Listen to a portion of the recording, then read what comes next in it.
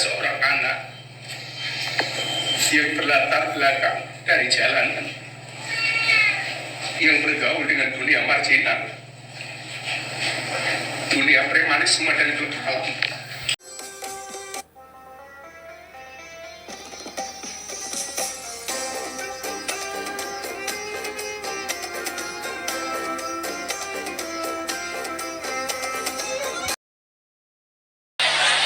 Bocah lara tau nyuguh kon nyuguh yo ngene iki. Itu lagi lah yo tiduke iki di komule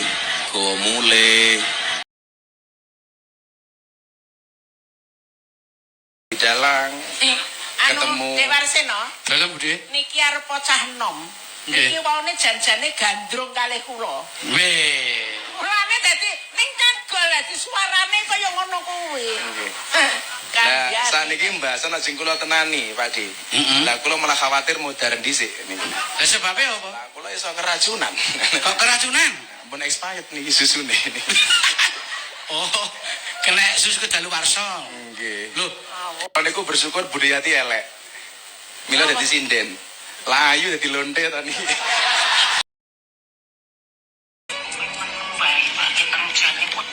Atiku yo loro banget. Wong aku kecil dadi seniman nganti tekan tuwa. Iku njogo budayaku ki tenanan, Ger. Ora mung asal-asalan. Aku ning ngendi wae kaya tekan bukti pekerti tata krama sing becik. Ning kok aku karo mitah diunekke kaya ngono. Diunekke bajingan, diunekke runtri. Salahku apa? Monggo aku ki mujadan ning kono ki aku ora tau lho dibayar ngono ki. Aku ora njaluk bayar. Wong aku rumangsa golek ilmu. Ngono lho, ternyata jebulane kaya ngono. Aku minta empet wae nek ere. Ming meneng wae lagi bilalang kok mbu sapa kok. Duwe video niku ngono njero malah di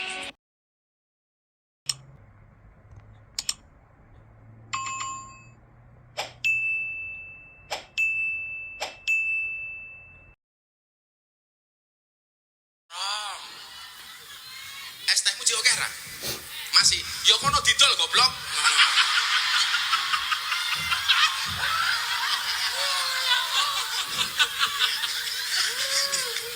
Dolen dhisik, kok larong payu wis takdir.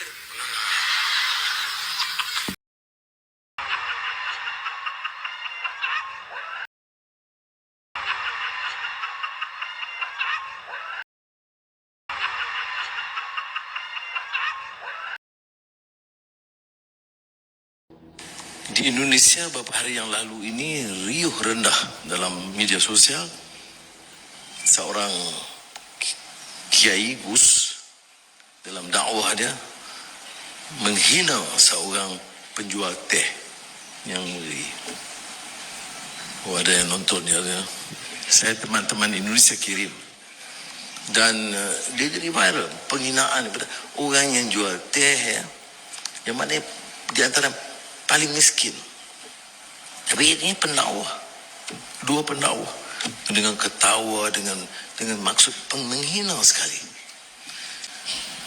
Dan dia menimbulkan kemarahan menyeluruh di kalangan rakyat sehingga Presiden Prabowo Subianto memberi kenyataan yang agak keras. Dan akhirnya Gus pendakwah Kiai itu berkunjung ke daerah si penjajah itu dan mohon maaf. Tapi ini satu contoh ya pengalaman bahwa pengangkuhan sombong itu kadang-kadang bukan saja di kalangan orang yang tidak tahu agama, tidak tahu moral, tak seperti orang yang paham agama, yang bicara tentang Islam, dan akidah, dan salat, dan sunat. Tetapi bila timbul kedekatan begitu dia lihat, dia boleh menghina. Dan saya pun saya lihat itu dikirim oleh teman saya di Indonesia. Saya merasa aneh ya. Agak luar biasa. Bapak Presiden, apakah Bapak menunggu Yang Mulia Perdana Menteri Malaysia Datuk Seri Anwar Ibrahim berkomentar tentang FUFAFA? Bolehkah berdagang saat tablik akbar? Boleh. Kalau tak boleh, mana boleh kakak tuh jual es, ya kak? Boleh, mainkan kak, terus. Tambah lagi. Berapa harga esnya satu kak? 5.000. 1, 2, 3. Kakak pilih siapa yang kakak mau kasih. Ku bayar dari sini.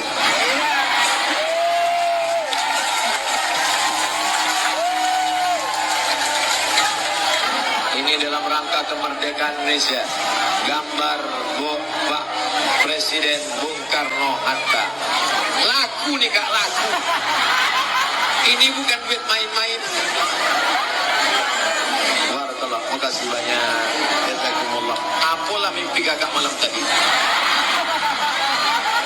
Lanjut lagi kak, tambah jualannya lagi. Mudah-mudahan lancar duitnya. Saya seorang anak yang berlatar belakang dari jalanan, yang bergaul dengan dunia marginal,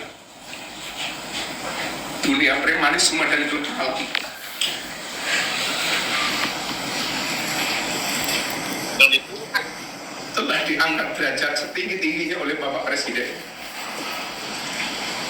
Adalah anugerah yang luar biasa yang Allah berikan kepada saya melalui perantara Bapak Presiden Prabowo Subianto.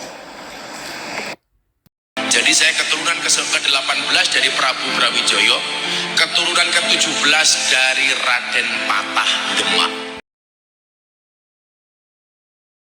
Kebetulan Kiai, saya keturunan ke-9 dari Mbah Muhammad Besari. Miftah, Kiai Murodi, Muhammad Boniran, Muhammad Usman, Jalal Iman, Karyonawi, Madarum, Muhammad Ilyas, Muhammad Besari. Walaupun saya bukan habaib, tapi saya masih bisa menghafal mbah saya sampai urutan 18. Miftah Maulana Habibur Rahman, punya bapak namanya Kiai Muhammad Murodi, punya bapak namanya Kiai Muhammad Usman, punya bapak namanya Kiai Muhammad Boniran, punya bapak namanya Kiai Jalal Iman, punya bapak namanya Kiai Karyonawi, punya ibu namanya Nyai Madarum, punya bapak namanya Kiai Ilyas, punya bapak namanya Mbak Muhammad Besari. Makamnya di Ponorogo, Tegalsari, walinya Ponorogo. 9. Mbak Muhammad Besari punya bapak Anom Besari, makamnya di Caruban. Anom Besari punya bapak namanya Abdullah Mursad, makamnya di Kediri. Abdullah Mursad punya bapak namanya Pangeran Demang II. Pangeran Demang II punya bapak Pangeran Demang I. Pangeran Demang I punya bapak namanya Panembahan Wirasmoro. Panembahan Wirasmoro punya bapak namanya Susuhan Praworo. Susuhan Praworo punya bapak namanya Sultan Trenggono. Punya bapak namanya Raden Patah. Punya bapak namanya Prabu Brawijaya. Itu tidak ada dalam sisilah, itu memang sebetulnya tidak ada lah. Maksud saya itu juga saya itu mengharapkan itu memang itu kalau memang dari Kiai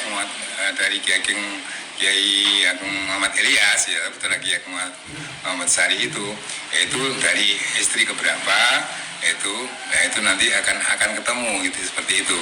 Setelah saya cek yang mungkin yang namanya ini, nah ini itu kok nggak ada. Kalau aslinya dari beliaunya sendiri itu memang itu kelahiran yang ada di sebelah timur di Tegalsari itu dari ini. Nah, setelah saya cek itu maksudnya begini, saya pengen ya tahu juga, saya bangga sebetulnya. Saya masih punya satu ya kehormatan bahwa ada salah satu telah keturunan Kiai Agung Besar itu yang menjadi orang besar yang ada di pusat dan sebagainya. Salah satu contoh adalah dari Kiai Ageng, yaitu dari HUS Cokromoto sendiri. Nah itu adalah juga merupakan salah satu telah keturunan dari Kiai Agung Besari dari putra cucunya dari Cokronegoro Bupati Pertama, akhirnya itu HUS Cokromoto sebagai pendiri Syarikat Islam Pahlawan Nasional Indonesia, juga sebagai gurunya yaitu Presiden RI yang pertama Pak Karno sendiri. Nah ini dari istilahnya ada, dalam buku juga ada. Nah, saya sendiri juga ingin tahu itu yang itu kalau memang dari Kiai Agung Muhammad Ilyas itu dari istri keberapa, putranya siapa itu dan sebagainya. saya memutuskan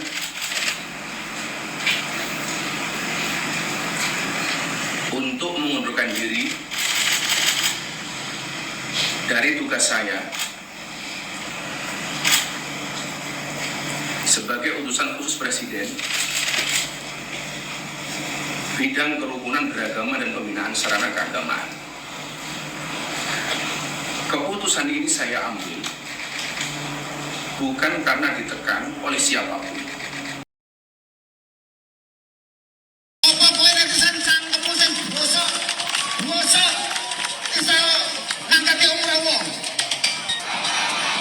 Matikan. Belum tentu semua orang bisa melakukan seperti beliau. Legowo, orang gila jabatan. Banyak yang di sosmed sekarang membuli abah kami, guru kami, pembina kami, kesatria kami.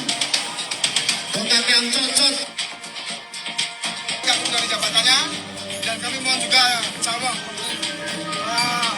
surat kepada Bapak Presiden, Bapak Indra Prabowo Subianto agar menolak program Gus Miftah dari jabatan. Gus Miftah, saya menanyakan kepada Gus Miftah untuk dari kabinet. Saya sudah memaafkan Gus Miftah. Saya mohon, saya minta dan memaafkan. Saya mohon kepada saya menyayangkan kepada Gus Miftah untuk dari kabinet. Saya sudah memaafkan Gus Miftah dan saling memaafkan. Saya mohon kepada Bapak Prabowo untuk meminta pengunduran diri Gus Miftah. Saya menanyakan kepada Gus Miftah untuk dari kabinet. Saya sudah memaafkan Gus Miftah. Saya mohon, saya minta dan memaafkan. Saya mohon kepada Bapak Prabowo untuk menolak pengunduran diri Gus Miftah. Tidak penting Taim mundur, disuruh mundur, atau dimundurkan paksa, ataupun ada petisi agar pengunduran dirinya ditolak. Yang penting, ia telah hilang dari publik ditelan keangkuhannya sendiri. Jelas ia telah menyesal. Mundur atau dimundurkan dari jabatan 100 juta rupiah per bulan. Mungkin saatnya juga ia hilang dari pesantren Ora Aji di Kalasan Sleman, Yogyakarta. Semoga orang tua yang mengirim anaknya ke sana segera sadar siapa Miftah. Ksatria tidak menjilat ludahnya sendiri. Kalau ia sudah diberhentikan oleh presiden, lalu menggalang massa agar ia dapat menjabat kembali, maka ia telah membangkang perintah Presiden Republik Indonesia. Kita mendengar peribahasa mulutmu adalah harimau. Peribahasa ini menggambarkan bagaimana kemudian gara-gara mulut ini kita akan mempunyai persoalan gara-gara disebabkan karena lisan.